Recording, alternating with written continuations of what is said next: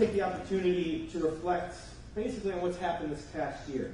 I'd like to discuss the new highway bill that was passed the last year, discuss some of our planning efforts, some projects that we're going to be talking about, our Connected Communities Awards, our Funding Policy Subcommittee, which was developed this year, and then a little bit about looking ahead and what we're trying to achieve in the upcoming year. So as many of you know, in December of 2015, President Obama signed the Fixing America's Surface Transportation Act, which is also known as the FAST Act. And while the legislation guarantees basically us a federal funding source through 2020, it hasn't all been good news. As you know, twice our committee, our AMATS Policy Committee, has passed resolutions in support of increasing the federal gas tax. Unfortunately, in the FAST Act, Congress decided to kick the can forward and basically just transfer $70 billion of general revenue funding and $100 million from the Leaking Underground Storage Tank Trust Fund, which I didn't know existed, and I doubt many of us did, but transferring that into the Highway Trust Fund. And I wanted to share this graph just because I think it really illustrates some of the challenges that we're facing when it comes to funding. Basically, what you can see is in September of 2015 and October of 2015, the Highway Trust Fund account and the Transit Trust Fund account, which are the highways in the red and the transits in the blue, were basically trending towards zero. We were running out of money. And in December 2015 with the FAST Act, they put $70 million in the account, and everything bumped back up, which is great. We have something for the next 5 years. However, you can see that the trend line remains the same. This is a problem that we haven't yet solved. And I think it's something that our committees know is important that we need to focus on, and we need the federal participation to help funding continue. And I think this is really important as I kind of slide into the local impacts of this. This summer, AMATS completed its preservation report, which looks out to 2040. And what we found, we estimated the cost of maintaining our system. This is going to cost us $3.2 billion in today's dollars to maintain the existing federal system that we have. And as many of you know, that our system is not the entire roadway system. Our system only accounts for about 26% of the roadways in our region. 74% of the roadways, which are not accounted in this $3.2 million, are your responsibility. It's the responsibility of the locals. And the concern really is if we don't think we've got enough money to take care of the 24%, how are we going to take care of the 70 or the 26%? How are we going to take care of the 74% that fall under the jurisdiction of local communities? It's something that we think is a problem, and I think it's something that AMATS continually will advocate for on your behalf at the federal and state level. From a planning perspective, we also completed a freight report this year and a bicycle plan. The freight report looks at focusing on areas where highway congestion is the worst. It would slow freight delivery and freight movement. Our bicycle plan focuses a lot on the great work that you have done over the past decades, really, on both the towpath trail and the portage bike, or hike and bike.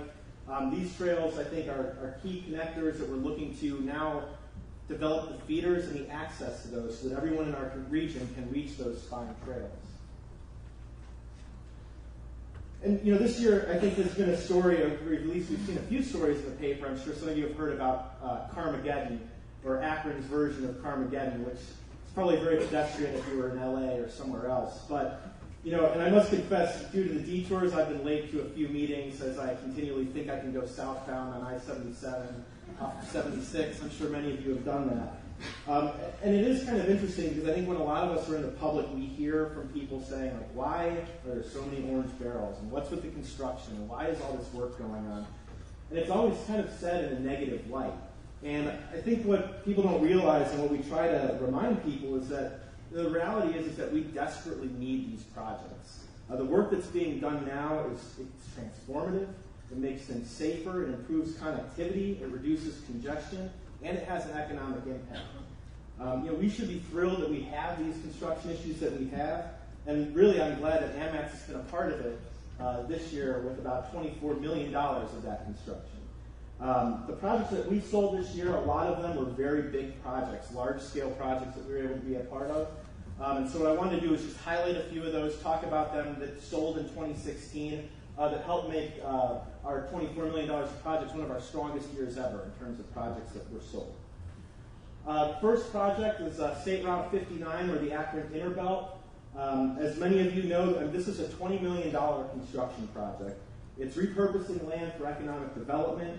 It's reconstructing Dart and Rand Avenue and eliminating the huge divide that exists between downtown Akron and the west side. The project is right-sizing a section of roadway that right now carries about 12,000 cars a day. When you see it in the future, when it's done, it's actually going to also solve one of our worst safety intersections in Summit County, which is at Main Street and Howard and Perkins, up there at kind of the northeast side of the map there. It's going to do that while also opening up a large chunk of land, 20 acres or so, for economic development, the type of economic development that our region just hasn't seen. This is a really great project, and we're excited to see it going. And really, I think the city deserves credit, especially Mike and his group in engineering. This project we gave it $5 million in 2014.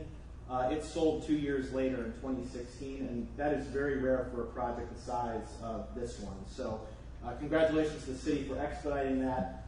It's something that we really like to see at AMATS in terms of getting projects funded. Another project I wanted to talk about was Main Street in Hudson. Just the quintessential, charming downtown where people live, work, and play. And currently, the detour here is somewhat of a nightmare, but it's all for, I think, a good purpose, as many would say.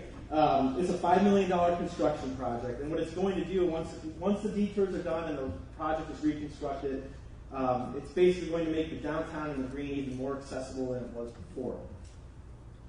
Project's a really great example of a preservation project, but it also enhances all the elements of downtown that make Hudson one of those desirable places that people want to come and enjoy.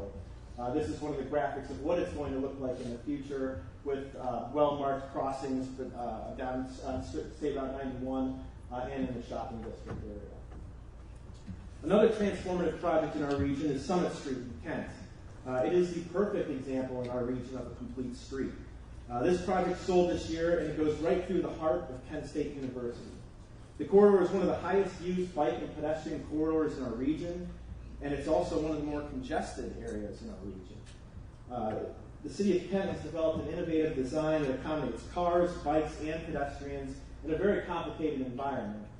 This is a little blurry because I had to take it from a YouTube video that Kent State did, but it shows what the Phase 1 is going to be doing in terms of allowing for all the access, for the multimodal access. It includes things like staggered crosswalks at the roundabout, a roundabout, bike lanes, a boulevard.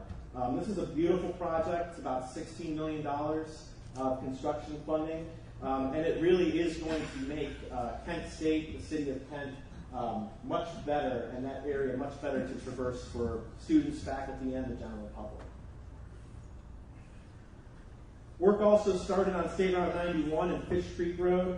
This project is constructed for about $6.5 million. It's replacing the bridge over the bike and hike trail. It's also adding turn lanes to Fish Creek and State Route 91. And it's another great example of where we're doing a preservation project, but we're also preserving a critical bike connection under that roadway that makes the bike and hike one of the most popular recreational trails in Summit County. And the final slide is Talmadge in North Avenue. This project costs almost about $5 million, complete reconstruction. It's going to improve safety, capacity, and even the pedestrian environment. It includes new drainage solutions that are going to keep sidewalks from flooding, and it's really going to complement a lot of the new development I think many of you have been reading about in terms of what's going on in and around the circle at a very exciting time for the city of Talmadge. We'd be remiss, I think, if we didn't mention our resurfacing program. AMATS spent about $1.3 million in resurfacing in 2016. Resurfacing got underway in Barberton, Cuyahoga Falls, Kent, and Boston Heights.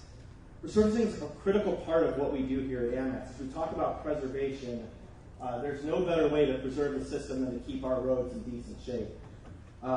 It's one of the programs that I personally would like us to grow at AMATS and invest in a little bit more as we move forward. Resurfacing projects, I think, help our network wherever they're constructed. and it really allows all AMATS members to participate in the AMATS process with funding. We also had a round of Connected Communities planning grants this year.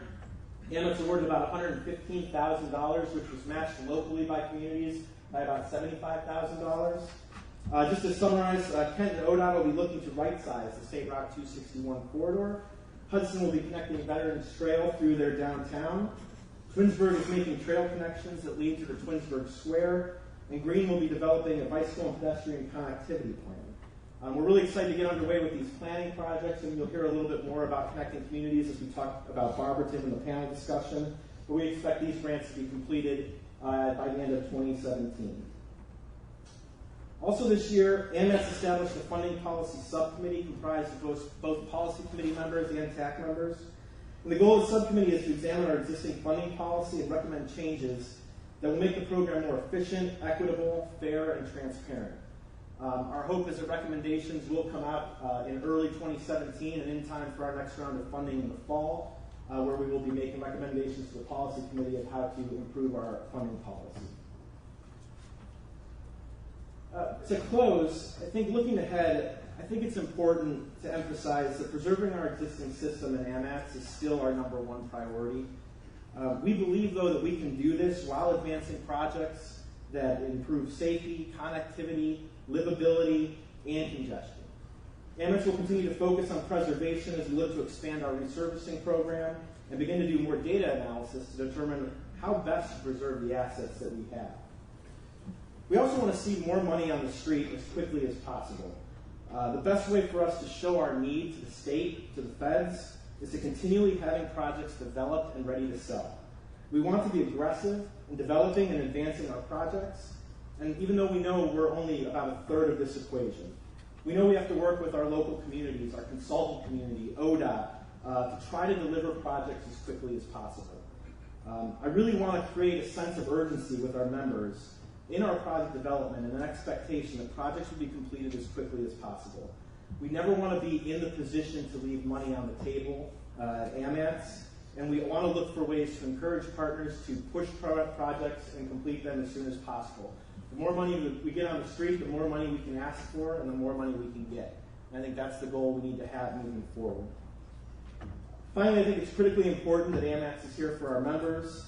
At the end of the day, I think my predecessor said, that this is about helping people and helping communities, and I still believe that, and AMATS believes that. We want to be the catalyst for change in the region. We want to ensure that our transportation system is second to none. So I hope you enjoyed today, the panel. I hope you enjoy our speakers. And with that, I really thank you all for coming. So thank you very much.